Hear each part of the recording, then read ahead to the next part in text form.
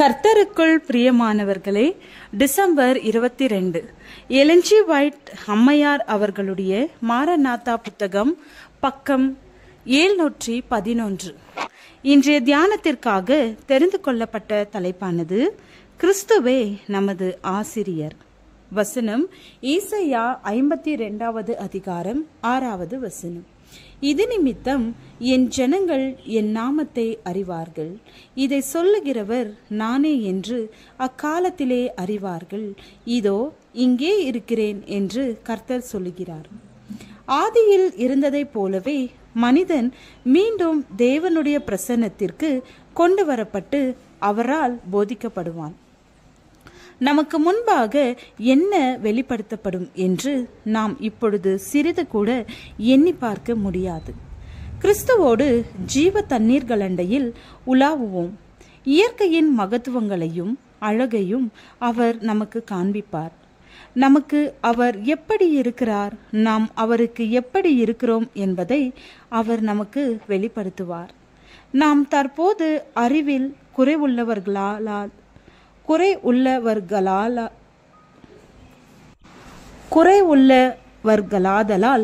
நம்மால் அறிந்து கொள்ள இயலாத சத்தியங்களை நித்தியத்தில் அறிந்து கொள்வோம்.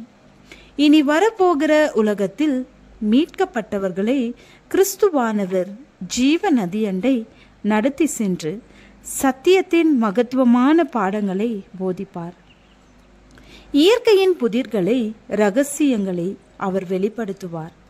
தலைமை நிலைக்குரிய அவரது கரம் உலகத்தை கட்டுப்பாட்டிற்குள் வைத்திருக்கிறது என்பதை அவர்கள் காண்பார்கள்.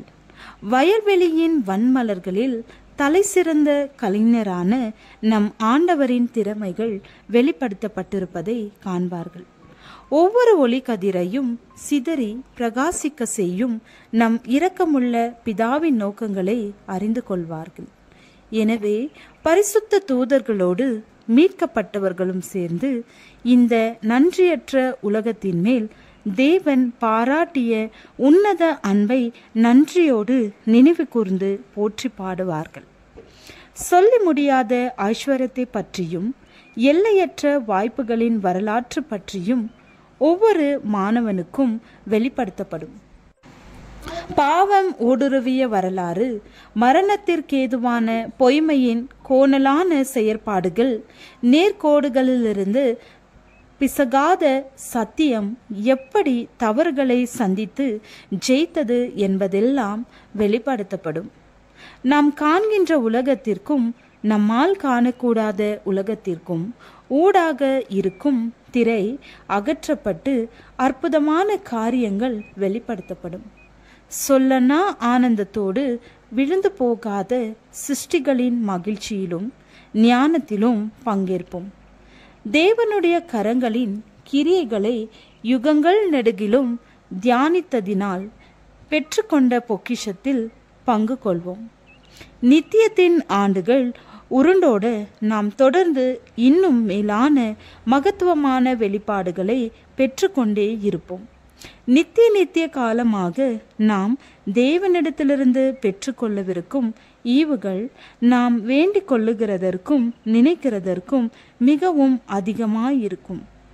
தேவனோடு நித்திய காலமாக நாம் வாழ நம்மை தகுதிப்படுத்துவதற்கேற்ற கல்வியை நாம் இங்கே பெற்றிருக்க வேண்டும். இங்கே நாம் ஆரம்பிக்கும் கல்வி பரலோகத்தில் பூரணமாக்கப்படும். நாம் இங்கிருப்பதை விட மேலான நிலைக்கு மட்டுமே செல்வோம். ஆமென்.